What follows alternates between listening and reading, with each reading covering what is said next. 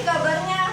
Semoga dalam keadaan sehat walafiat. Meskipun di tengah pandemi yang kita rasakan sekarang ini, tentunya kita dalam keadaan sehat, semangat beraktivitas, dan jangan lupa jaga kesehatan dan patuhi protokol kesehatan.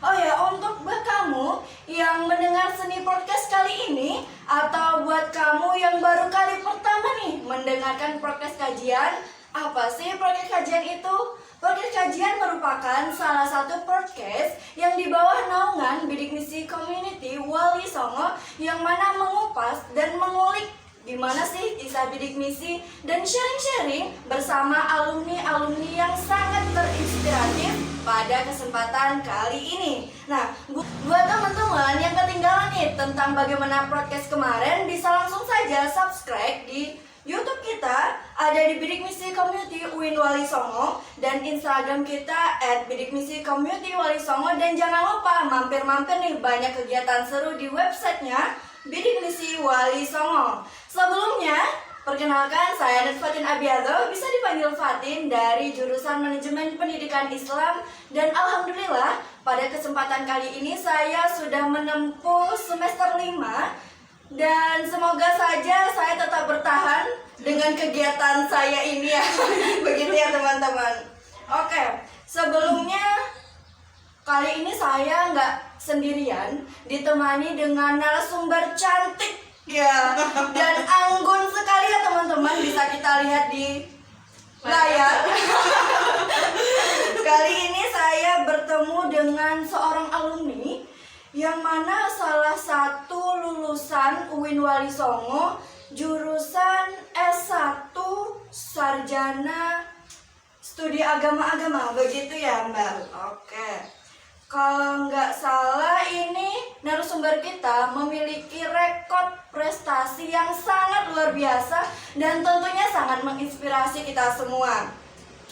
Kali ini kita akan membahas tentang skripsi tanpa revisi, aktivis bidik misi menjadi wisudawan berprestasi. Wow, sungguh luar biasa ya tema kita kali ini. Nah, sebelum saya akan mengenalkan narasumber kita bersama, yaitu Mbak Cinde Novitasari Khasana. Benar begitu Mbak? Betul. Kita sapa dulu ya teman-teman. Gimana nih kabarnya Mbak Cinde? Baik, alhamdulillah ya, luar biasa. Wow. Ini Mbak Cinde tadi dari mana nih? Ini saya tadi dari Peterongan ya, dari kos, karena kebetulan saya ada kerjaan sedikit di sana, jadi kesini buat adik-adik bidik misi nih, buat teman-teman semua.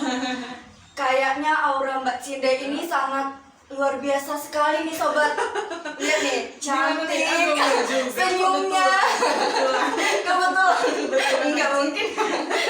Oke, Mbak Cinde ini lahir di Jakarta 20 November 1998. Tapi kayaknya 11-12 lah ya. Sama siapa? Sama siapa enaknya? Yang penting bukan sama saya teman-teman. Nggak bisa, mukanya boros sih. Nah, namun sekarang ini Mbak Cinde tinggal di Desa Sukarni, Sukarani ya Mbak? RT 03, RW 02, Kecamatan Balitang, Kabupaten Ogan Kemaring, Ulu Timur, yaitu terletak di Provinsi Sumatera Selatan. Oh, jauh sekali Mbak. Ini kira-kira dari Sumatera ke Semarang atau gimana? Enggak, waktu wisuda terakhir. Perjalanan jauh, terakhir dari wisuda, mau wisuda langsung disuruh berangkat ke sini gitu. Itu Mbaknya pakai bus atau Pakai bus, karena kebetulan nih, jangan dicontoh ya, saya belum vaksin kemarin, jadi belum bisa pakai transportasi udara ya, jadi harus naik bis yang aman gitu, dan harus cuma pakai swab PCR. Oke. Nah teman-teman, ini bisa email Mbak Cinde di cindenovitasarik20@gmail.com, atau barangkali teman-teman yang kepo nih, bisa follow aja nih di @cindenovitasarik. Oke, Mbak Cinde ini udah saya terangkan dari studi agama-agama, yang mana organisasinya nggak bisa nih kita biarkan, nggak bisa. Kita lihat nih ya Mbak, dari Persatuan Mahasiswa dan Alumni Bidik Misi Nasional Semarang Raya. Oh, kayaknya ini saya juga ngikutin nih Mbak. Tapi sama nggak ya Semarang Raya Permadani? Permadani. Ya sama aja Mbak. Sama. Oke, lanjut lagi, Persaudaraan Lintas Agama terus Bidik Misi Community UIN Wali Songo, dan Himpunan Mahasiswa Jurusan Studi Agama-Agama. Oh ya, track record prestasinya nih. Jadinya saya sebagai perempuan insecure banget nih. Sangat luar biasa sekali nih Mbak Sinde, soalnya wisudawan terbaik UIN Wali Songo periode Agustus 2021 dengan IPK nih berapa ya coba? 3,86. Wow, komat itu kemarin itu gimana ya Mbak? Bisa 3,8, tinggi banget. Nanti kita sharing Oke, ya. boleh. Selanjutnya, penulis skripsi terbaik tentunya Fakultas Usuluddin dan Humaniora, dan award beasiswa Bidik Misi 2016 sampai 2020. Sungguh luar biasa, ini kayaknya dari awal sampai akhir award terus ya. Oke, moto hidup beliau adalah menjada wajada. Apa artinya? Ayo. Siapa yang bersungguh-sungguh pasti dia akan mendapat. Begitu ya Mbak. Oke. Oh ya, ini biar nggak lama-lama nih kita kenalan, mungkin langsung aja nih Mbak. Boleh nih sharing-sharing gimana sih dulunya Mbak Cinde ngadapin perkuliahan dan segala macam problematika di kampus. Langsung saja, ini menurut Mbak Cinde prestasi itu gimana sih Mbak? Terima kasih Fatin ya. Oke. Terima kasih teman-teman yang mungkin hari ini berkesempatan untuk sharing sama saya. Aku pakai saya atau pakai aku ya? Aku kamu? Aku kamu boleh. Aku hari ini bisa sharing sama kalian, sama Fatin dengan senang hati, dan semua teman-teman Bidik Misi yang ada di sini. Saya berterima kasih bisa jadi salah satu alumni yang kalian pilih untuk bisa sharing sama adik-adikku ya, yang aku harapannya mendapat kabar baik. Amin. Mendapat kabar baik setiap ada acara wisuda, aku mendapat kabar bahwa adik-adikku mengikuti jejak gitu. Gitu ya. Oke, untuk prestasi ya. Untuk prestasi itu menurutku sesuatu yang kita perjuangkan. Tapi yang harus kita bedakan adalah kewajiban dan prestasi gitu ya. Iya. Sebagai anak, kita berkewajiban membahagiakan orang tua. Benar. Tapi tidak semua anak bisa membuat orang tuanya bahagia. Iya. Nah, ini yang harus kita bedakan. Iya. I think prestasi adalah sesuatu yang kita perjuangkan dan berhasil menyicil utang kita ke orang tua, ketulusan orang tua, perjuangan orang tua, meskipun kita tahu itu nggak akan pernah lunas. Dan saya pikir memperjuangkan sesuatu untuk diri kita sendiri itu adalah prestasi. Yang tentunya itu berbeda dari proses orang lain. Begitu sih. Berarti memperjuangkan itu lebih gampang daripada mempertahankan prestasi atau gimana nih Mbak? Enggak juga sih, sebenarnya balance ya. Memperjuangkan atau mempertahankan ini balance. Karena sesuatu yang kita tahan, yang kita pertahankan itu pasti nggak gampang kan berjuangnya. Itu tergantung kepribadiannya masing-masing, dan menurutku perjuangan dan mempertahankan ini harus balance. Oke. Ini ngomong-ngomong memperjuangkan, kayaknya tadi Mbak Cinde itu memiliki pengalaman organisasi yang banyak nih. Kira-kira nih gimana nih antara Mbak bisa membagi waktu belajar organisasi dengan ya problematika di kampus yang kita rasakan sekarang ini? Ada kebawa emosi atau gimana? Mungkin Mbak bisa cerita. Untuk banyak kegiatan di kampus ini sebenarnya enggak juga ya. Mungkin ini dialami sama teman-teman Iya. juga. Di awal perkuliahan, di semester 1, di semester 2 akan banyak organisasi-organisasi yang kita pengen. Iya benar. Kita pengen mengembangkan ini, kita pengen jadi ini, kita pengen jadi ini, dan itu banyak sekali yang kalian ikuti. Tapi seiring berjalannya waktu itu akan terseleksi sendiri. Kita akan punya zona nyaman, kita tahu kita passionnya di mana, kita tahu kita harusnya bagaimana nih. Dan kebetulan aku jatuh cinta Bidik Misi dari awal. Jatuh cinta sama Bidik Misi mulai dari kegiatan di kampus, kegiatan Semarang Raya, kemudian Jateng DIY, dan aku jatuh cinta berkali-kali sama Bidik Misi. Dan aku pikir organisasi-organisasi ini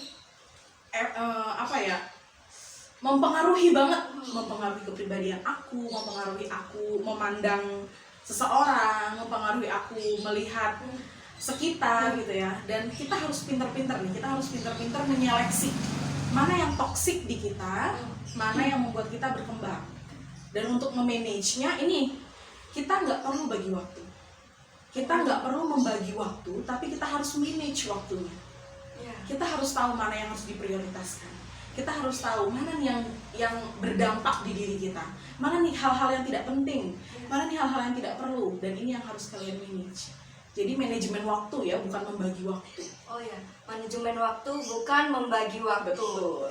Berarti kita ngeplotin bagaimana kita bisa memanajemenkan. Betul, Ya. betul. Berhubung juga saya manajemen pendidikan, tetapi mungkin juga kurang.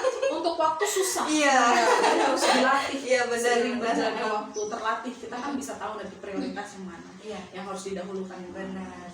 Ini kira-kira kemarin ini kan mbaknya sebelum kesini dari Sumatera dulu atau dari Jakarta? Dari ya? Sumatera, betul. Pertama kali jadi maba kesini, di sini seliweran atau langsung ada saudara atau gimana nih mbak? Oke, untuk perjalanan aku bisa Iya. menyasar Iya. ke Semarang. Aku 12 kali daftar universitas. Oh. Dan nggak tahu kenapa mereka menolak. Entah alasannya apa, menolak. Mungkin Tuhan tuh menakdirkan ya. Nggak bisa terlepas lagi dari takdir Tuhan. Tuhan kasih jalannya ke sini. Untuk ke Jakarta, ke Bandung, ke Purwokerto, ke daerah-daerah yang menurut aku bisa nih untuk aku survive. Ternyata di Semarang, jatuh ke Semarang. Dan itu di Universitas Islam Negeri Wali Songo, jurusan perbandingan agama. Waktu itu perbandingan agama, jurusan yang sangat minoritas. Dan ternyata aku bisa bertahan sampai 5 tahun di sana. Gitu. Lama banget ya Iya, lama teman-teman. banget. Nggak gampang untuk nyari ini tuh nggak gampang. Karena menurut ibu aku tuh bilang kalau misalnya nggak dapet negeri, sekolahnya nanti dulu ya. Karena zaman sekarang kan susah ya. Kalau untuk cari universitas yang nggak negeri, takutnya tidak sanggup membiayai sampai akhir. Akhirnya ibu memutuskan kalau nggak dapat negeri, berhenti dulu sekolahnya, istirahat dulu. Dan ternyata puji Tuhan, Tuhan menakdirkan aku untuk di Universitas Islam Negeri Wali Songo ini. Ini kata orang ya mbak, namanya juga maba. Berarti apa-apa tuh mau. Dek, kamu disuruh ini Iya, ikut, disuruh betul. ini ikut. Iya. Tetapi ada gimmick-gimmick nih mbak. Kalau kita jadi aktivis, ntar kamu aktivis lulusnya lama. Kamu mau, belum lagi orang tua yang namanya bidik misi ya. Kita harus gimana sih cara membahagiakan orang tua? Itu gimana nih mbak?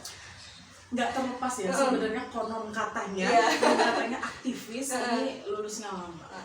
Tapi sebenarnya sadar nggak sadar ini kayaknya alibi deh, kayak alasan aja ya kita kelihatan sibuk gitu ya, so sibuk aja gitu jadi mahasiswa.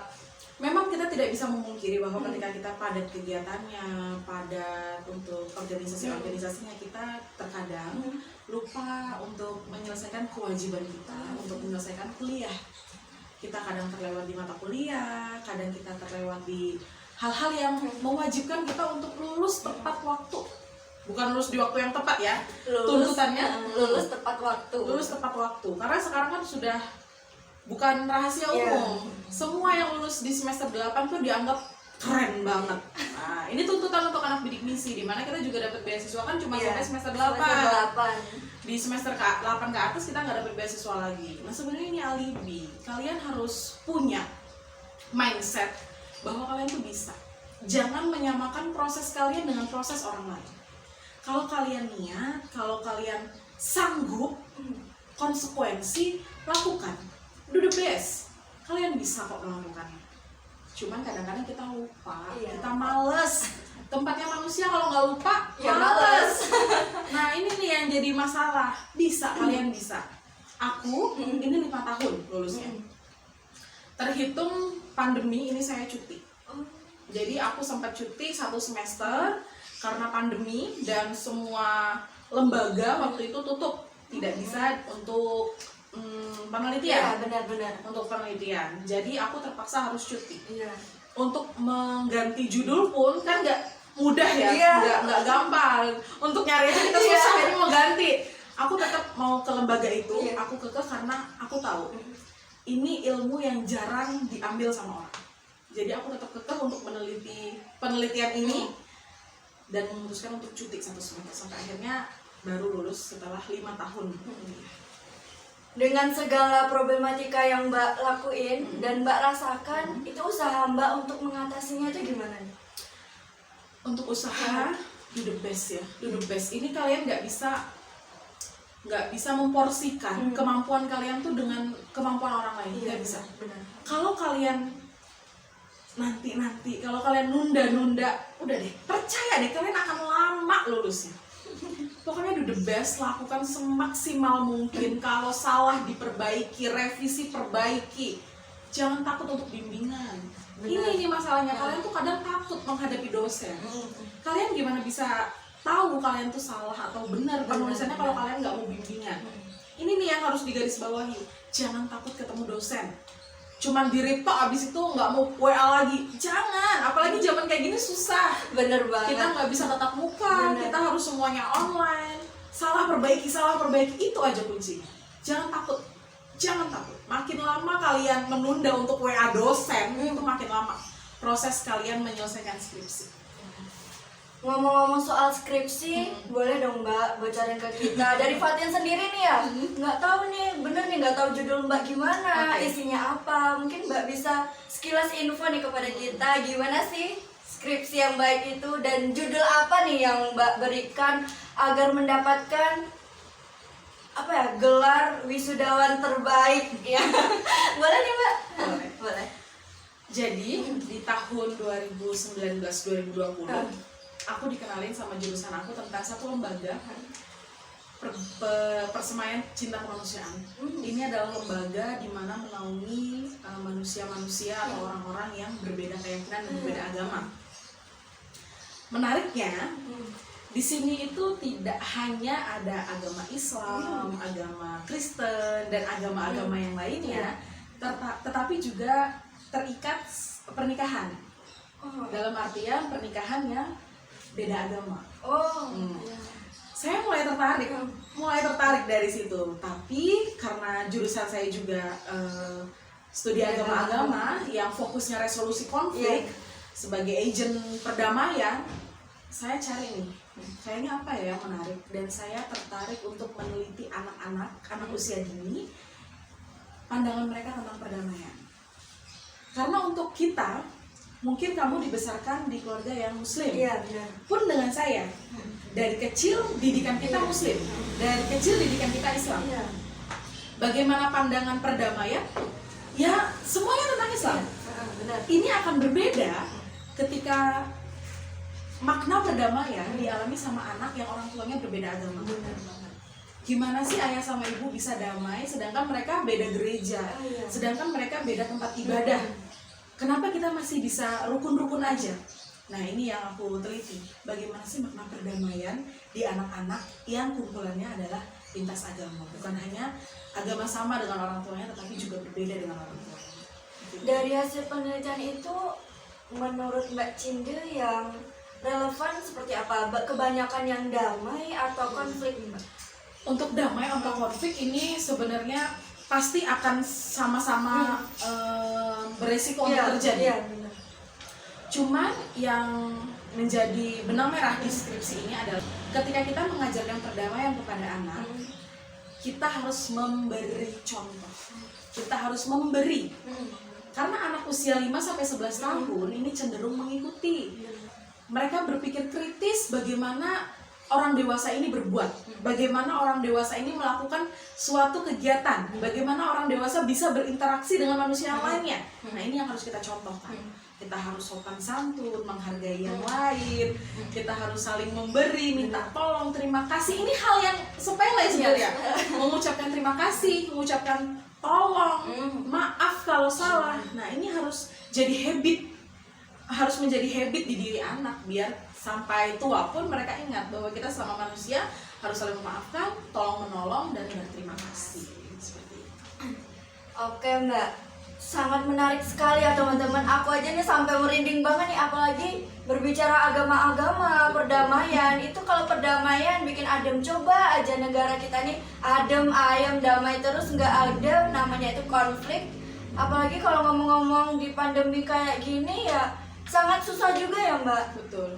Sekarang semuanya serba media sosial ya. Meskipun udah nggak ada perang fisik, sekarang perang di media sosial ini lebih menyakitkan ya, lebih ganas. Karena jari itu kadang-kadang petaka banget. Kalau kita salah komplain atau salah mengkritik orang itu bisa jadi konflik. Makanya harus hati-hati, sangat hati-hati. Gini Mbak, dari Mbak skripsi ini pasti adanya apa sih namanya? proposal, gimana sih melihatkan kepada dosen gitu ya di depan menerangkan gitu. Kira-kira tanggapan dari dosen-dosen itu menurut skripsi Mbak itu semenarik apa sih dari dosen yang memberikan suatu tanggapan kepada Mbak? Boleh diceritakan Mbak?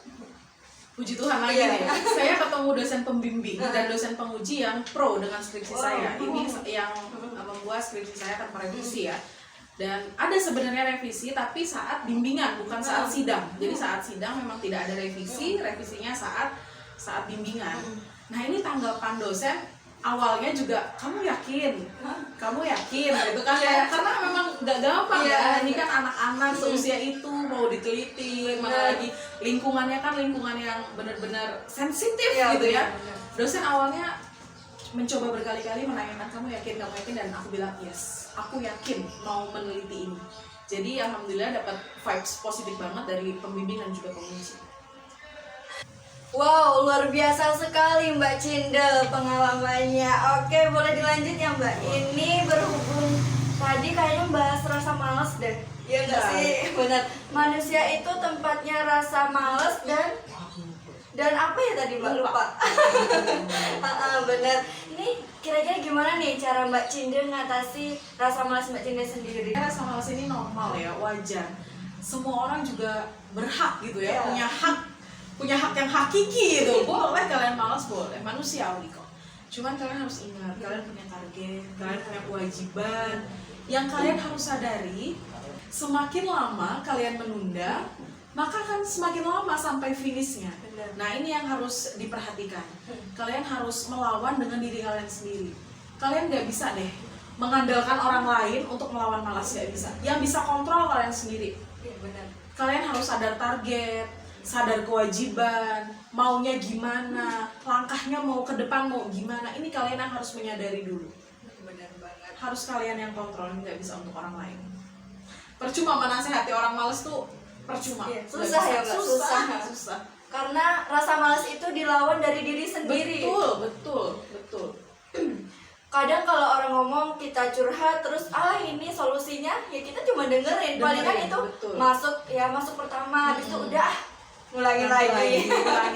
Betul. Oke.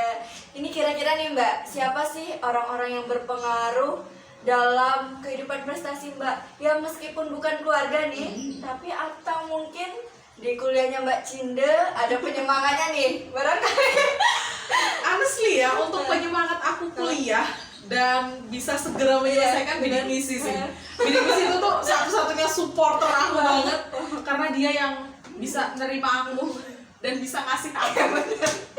Selama 4 tahun bidik misi nggak berhenti-hentinya ngasih aku income yang memodali aku banget ya untuk penyelesaian skripsi.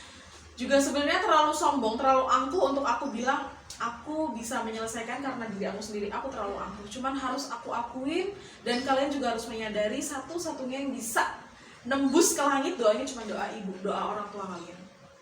Ibu itu nggak harus yang melahirkan kita. Orang yang kalian anggap sayang sama kalian, yang merawat kalian, bisa support kalian, itu bisa kalian anggap ibu. Dan harus minta doa gitu ya, karena kalian nggak tahu terkabul dari mana doa kalian, terkabul melalui lisan yang mana yang dikabulkan Tuhan. Dan kalian harus percaya Tuhan nggak akan membiarkan hambanya menangis sepanjang malam tanpa Tuhan bisa mengabulkan permintaan. Tuhan gak akan tega ngebiarin hambanya yang udah berjuang mati-matian untuk bahagiain orang tuanya, untuk buat orang tuanya bangga tanpa ada timbal balik. Dan kalian harus percaya itu. Percaya kalau Tuhan itu bakalan nolong kita ya teman-teman. Kalau kita usaha. Bener banget tuh. Seperti motonya Mbak Cinde, manjada wajada. Betul, harus kalian pegang gitu ya. Kalau kalian malas-malasan udah nggak usah berharap lebih deh. Usaha yang kalian maksimalkan itu hasil yang bakal kalian tuai. Berhubung kita di Universitas Islam, tepatnya di Wali Songo, ini kan prodinya Mbak studi agama-agama. Nah sebenarnya apa sih cita-cita konkretnya Mbak Cinde? Lalu sampai sekarang udah ada perubahan apa sih yang Mbak berikan kepada ibaratnya dunia dan kehidupan Mbak? Untuk cita-cita, ini memang agak susah ya, karena dari SD sampai kita Iya, kuliah betul. mungkin cita-cita kita selalu berubah ya. Orang jadi dokter kita pengen jadi dokter. Iya, benar-benar. Sekarang orang jadi PNS kita pengen jadi PNS. Dan honestly dari dulu aku cuma pengen jadi orang kaya raya, jadi konglomerat, karena aku pengen bikin sekolah. Pengen bikin sekolah, pengen nyekolahin banyak orang, pengen mencerdaskan banyak anak-anak, menyelamatkan anak-anak jalanan, memberdayakan perempuan-perempuan, menciptakan banyak lapangan kerja biar nggak ada pengangguran. Karena ini memang masalah terbesar di Indonesia. Iya. Meskipun banyak orang kaya, Iya, banyak yang benar. sudah sukses, tapi ternyata susah untuk memberantas itu semua. Dan mudah-mudahan ini bisa terrealisasi. Kalau bukan saya yang merealisasikan, teman-teman atau salah satu di antara kita bisa merealisasikan. Bagaimana kita menjadi orang kaya tapi bermanfaat untuk orang lain. Ini cita-cita atau bukan ya? Ya aku pengennya seperti itu. Nah, tapi untuk sekedar pengen ini nggak cukup. Oh iya, benar banget. Nggak cukup. Ketika kalian kuliah, nggak jarang yang merasa salah jurusan. Benar. Ketika kalian kuliah, nggak jarang kalian merasa bahwa kenapa ya kok aku di jurusan ini. Nggak usah takut. Yang ngejual itu bukan ijazah kalian, tapi kualitas diri kalian.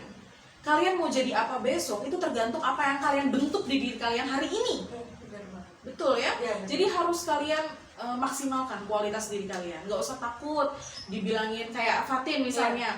Fatin SPD, tapi bisa nggak ya nanti ngajar? Nggak usah takut. Benar. Nggak usah takut. Ketika Fatin punya kemampuan, ketika Fatin punya kualitas yang bisa dijual, jual.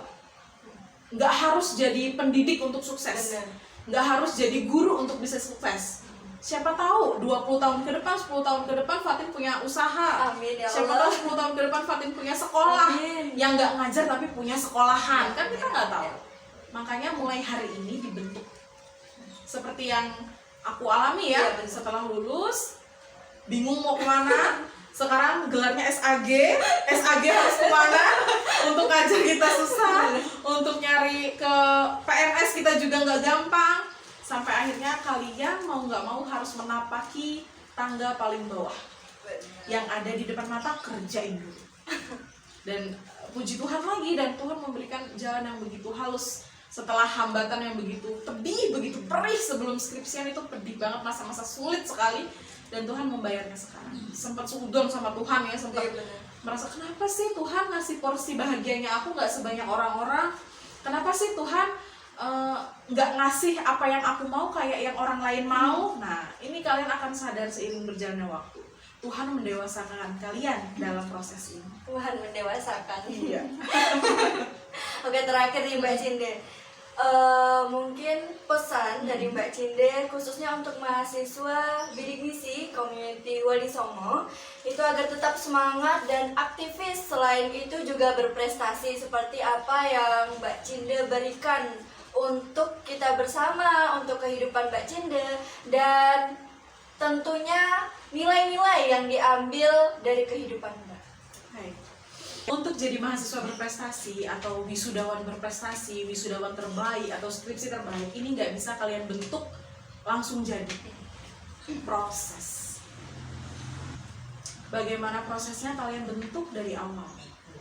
Ketika kalian sudah semester 7, semester 8 mau jadi wisudawan terbaik, bisa nggak kira-kira? Enggak. Susah. Susah. Bisa, tapi Bisa. susah. Kalian harus bentuk dari awal, harus dari nol. Dari semester 1, semester 2 kalian mulai fokus targetnya apa, maunya bagaimana. Untuk IPK ini mungkin masih pro kontra ya, untuk bisa naik terus.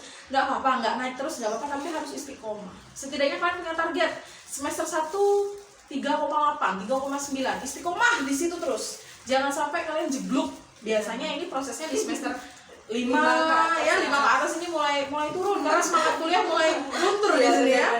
Nah, ini yang harus kalian tanamkan, bahwa kalian harus bentuk diri kalian itu pelan-pelan, nggak bisa langsung jadi. Jadi semangat yang masih semester awal dibentuk dari sekarang, yang sudah semester tua maksimalkan. Yang sudah bimbingan segera revisi, yang belum bimbingan segera dicek dosennya, yang belum dapat judul segera cari. Nggak apa-apa, ditolak tuh nggak apa-apa, wajar. Ditolak, cari lagi. Ditolak, cari lagi. Masalahnya di mana? Kalian tahu, kalian harus tahu nih, aku sebenarnya kendalanya di mana nih? Kalau kendalanya di dosen, maksimalkan untuk ngejar-ngejar dosennya. Kalau kendalanya di penulisan, berlatih. Nih, ini tips yang mungkin bisa kalian terapkan ya, dan ini aku coba sendiri. 1 hari kalian harus punya target. Minimal 1 paragraf itu harus tercipta dari jari-jari kalian. 1 paragraf nggak apa-apa, tapi continue setiap hari. Ini wajib, nggak boleh ditoleransi, nggak boleh izin, nggak boleh alpa, nggak boleh, wajib. Sesibuk-sibuknya, sepadat-padatnya kegiatan kalian, atau biasanya kan sambil nyambi kerja nih, itu pilihan kalian kan untuk kerja. Kalian harus tahu nih kewajiban kalian yang mana. 1 paragraf aja minimal setiap hari. Insya Allah dalam waktu 3 bulan, 4 bulan skripsinya bisa jadi. Iya. Begitu Fatih. Oke, Mbak Cinda. Ya teman-teman, berarti kalau kita ingin berprestasi itu membutuhkan proses. Betul. Bukan langsung dapat plok dapat. Ada yang bilang nanti jatuh dari langit, itu nggak ada ya. Nggak ada, semuanya itu butuh proses. Dan bagi teman-teman nih, apalagi yang udah semester 5, 6 ke atas, itu kalau mau hubungin dosen, apain dosen, sama kayak Mbak Cinda bilang tadi, meskipun ditolak sekali kamu jangan takut, tetap cari lagi. Di read doang tadi ya Mbak, kita jangan takut, tetap semangat ya, ngecat terus dengan pastinya sopan dan santun begitu ya Mbak. Kamu jangan takut memulai dan tetap semangat. Oke nih Mbak Cinda, kayaknya udah nggak kerasa, udah berapa nih? Udah lama ya? 3 menit, 3 Tapi menit. ini ada satu statement yang harus aku sampaikan. Boleh banget Mbak. Untuk kalian, adik-adikku atau teman-temanku yang sekarang sedang berjuang menulis skripsi atau berjuang menjadi wisudawan terbaik, kalian jangan pernah membandingkan proses kalian dengan proses orang lain. Jalan terjal kita itu sama, cuman prosesnya aja yang beda-beda. Kalau kalian capek boleh istirahat, kalian ngeluh boleh, jangan nyerah. Jalan terjal kita sama, tapi kenapa aku bisa sampai duluan? Meskipun tertatih-tatih, aku nggak berhenti. Jangan samain proses kalian dengan orang lain. Meskipun kalian terasanya paling sakit, paling nggak bisa, jangan pernah ngerasa gitu. Kalian nggak bisa membandingkan proses kalian dengan proses orang lain. Bunga mawar juga tumbuhnya kan nggak barengan. Benar. Kuncupnya bisa bareng, mekarnya bisa nggak bareng. Dan itu harus kalian sadari bahwa kalian sudah punya porsi. Tinggal dijalanin aja dengan usaha dan doa yang semaksimal mungkin. Begitu Fatih. Oke. Nah teman-teman, intinya itu capek boleh, nyerah jangan gitu ya Mbak. Nggak boleh deh namanya lagi apa istilah anak muda sekarang insecure. Betul. Insecure itu karena Tuhan udah memberikan porsi kita masing-masing, dimana kita berproses, usaha kita yang pastinya tentu doa. Oke Mbak Cinda, rasanya singkat banget nih Mbak. Panjang ya. Kita ngobrol panjang ya. Gak terasa ya teman-teman, kurang lebih udah 20-30 menit kita bersama narasumber inspiratif kita Mbak Cinda yang jauh-jauh nih dari Sumatera. Mungkin kalian dan teman-teman semua ada yang dari pulau lain. Itu kalau ingin kepoin lagi nih Instagramnya Mbak Cinda, @Cinde_Novitasari KH, dan teman-teman boleh follow, nanti di follow back ya Mbak. Boleh dong. Tinggal DM aja nanti ya. Oke. Dan semoga saya ucapkan terima kasih kembali Mbak Cinda yang telah memberikan kita pengalaman dan kisah-kisah kehidupan yang tentunya membawa suatu kebaikan untuk kita semua dan menjadi wasilah keberkahan kepada mbaknya sendiri dan kepada kita semua. Amin, amin ya robbal alamin. Oke teman-teman Bidik Misi dan sobat Bidik Misi dimanapun, tetap stay tune di acaranya Bidik Misi Community Wali Songo, dan jangan lupa tetap subscribe YouTube-nya Bidik Misi di Bidik Misi Wali Songo dan Instagram @bidikmisiwalisongo, yang nantinya akan banyak berita-berita hangat dan kajian-kajian terbaru. Maka dari itu, salam sukses dan salam sejahtera bagi kita semua. Semoga kita bertemu lagi di acara berikutnya. saya akhiri dan saya memohon maaf sebesar-besarnya apabila ada kesalahan kata, dan saya pamit undur diri bersama Mbak Cinda juga. Jangan lupa jaga kesehatan dan tetap patuhi protokol kesehatan. Terus ikuti media sosial Bidik Musik Community. Wallahul muwaffiq ila aqwamit thoriq. Assalamualaikum warahmatullahi wabarakatuh. Salam jumpa dan dadah. dadah.